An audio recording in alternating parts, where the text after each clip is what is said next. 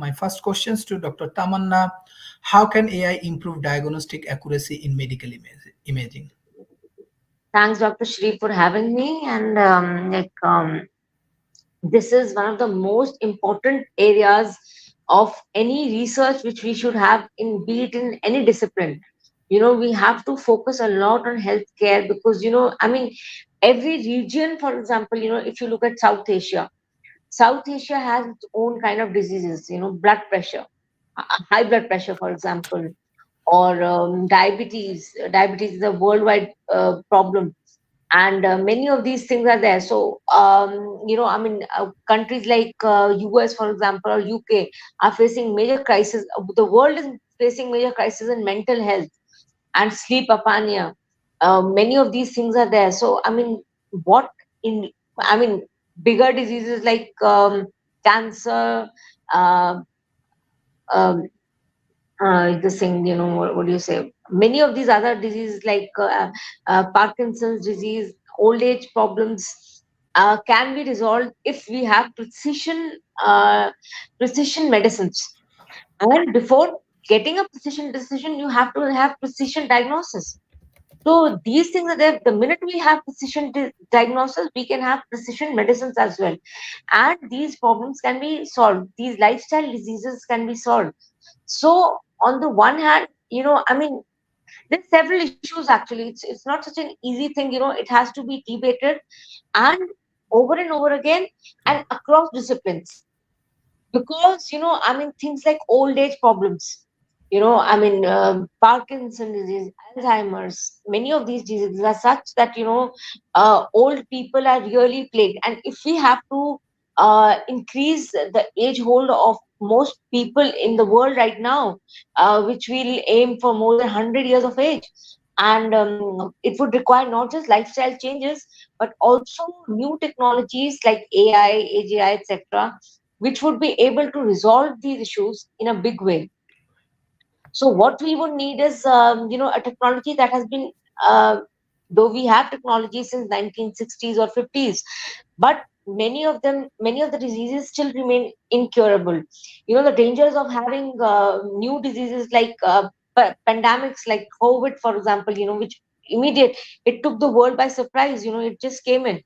So we have to be ready for such kind of diseases which might just crop up in the coming future due to our own lifestyle problems. So that is a whole thing. So I guess AI can be a major help. For example, in the old age, people are, I guess it's coming. I don't know about Bangladesh, but I have heard a lot in India, for example. Many of these women, old women who do not have any spouse, or their children are away from them, they pay extra money to the domestic help to be with them so that they can, have, they can talk to somebody. So if we have, so for in these cases, the prices should be reduced, and robotics, for example, a robot, for example, could help communicate with the person, who is in need of people. So she or he would not have to kind of move out and look out for people. She'll be, it's like Alexa. You tell them something, and it works out there.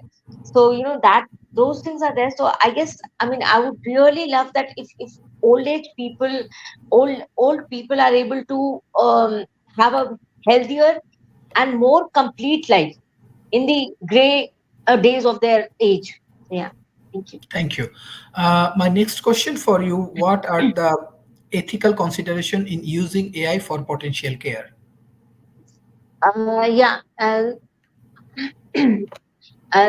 So ethically, if you see that, AI has to be sensitive to many things. For example, I, genders, for example, uh, how to, I guess it's going to be a major help rather than the ethical issues in healthcare. I feel it's going to be a major help for different genders and across the age holds, and they will be able to, they will be taught how to respond to, for example, genders. If suppose, for example, if you look at many of these uh, Middle Eastern states, so they will have their own cultural values attached. So the AI, the robots, for example, or AI has to be sensitive to the cultural norms of that particular country. For example, many of the Muslim women, they're generally in burqas, or even if they're not, I mean, they have certain values. So a that we, for example, in India too, women are generally shy about how to uh, uh, get treated on certain issues and all that.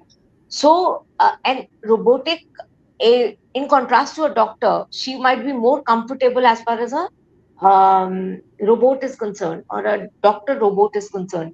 So I guess that would be extremely interesting to venture into. And I mean, we have great times ahead if we have that kind of a cultural issue, where people can get treated better, and be more comfortable with the robotic doctors rather than a virtual doctor.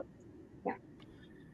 Thank you. My next question for you: what can AI assistant in personalized medicine?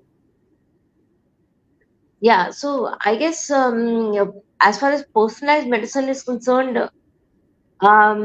it can actually, healthcare is a very comprehensive issue. So you have to look at many things in the whole picture. So not just human beings, not just technology, but also human beings have to be involved. And the spiritual leaders across the world, across the cultures, when, for example, the sleep problems, which the lifestyle, because of the lifestyle we face, they could be resolved majorly. So it has to be personalized.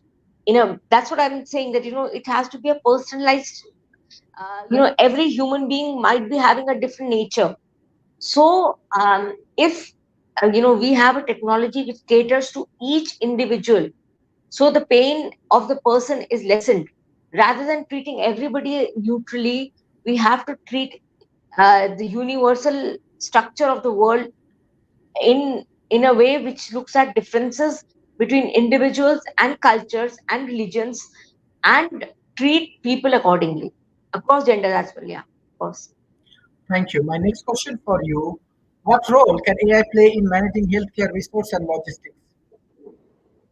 Absolutely, it can do wonders to that, because I mean, the pharmaceutical industry still now have been doing that, and doctors, for example, have been doing that.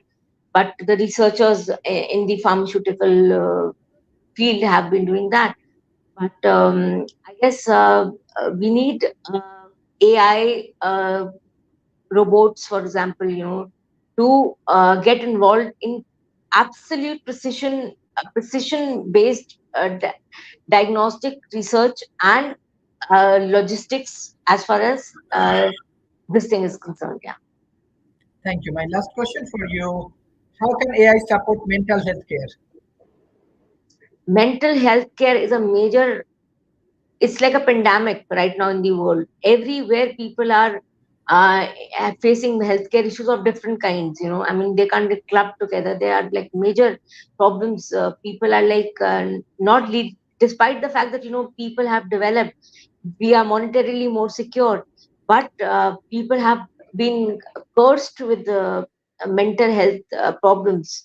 I mean, because it's like a lot of isolation amongst people. When we had our grandparents, or their grandparents, when they were there, they had a lot of connectivity. Now we are more leading more isolated and technology based lives. So and as far as old people are concerned, I mean, it's not even recognized that the kind of mental pressures they face, because children are away, so nobody's there to take care of them. So I guess mental health is the prime issue which should be taken care of, and that should be the focus of most um, uh, me- me- politicians. And I mean, I don't know how much politicians can help, but they can at least envisage a policy whereby people, researchers are employed across disciplines, and psychologists, for example, and obviously psychologists, psychiatrists, but we need philosophers, we need people from sciences, obviously, and many of these people, mathematicians, so all of them together to solve problems of lifestyles as well as mental disease. Thank you. What's your closing remarks for today's session? Yeah, Dr. Sharif, I feel that, I mean, we are in interesting times, and we can surely, we need to develop AI in a big way, so that, if we have any health issues, they should be resolved, and people should be able to live a life which is beyond 100. So, I mean, if I quote from Bhagavad Gita, I mean, Krishna, he said that, people's life should be more than 500 years of age. So I guess that should be our aim, and people should be able to live long, and be, because the more they live, the more fruitful their life should be, and it would be, if we have the right kind of technologies, and we can then envisage a situation where we can just conquer the space as well, but with humility and, as much as possible, softness in behavior. Thank you. Thank you, Dr. Tamanna, for continuous support for World Talent Economic Forum. See you next week. Thank you. Bye bye Thank and take care.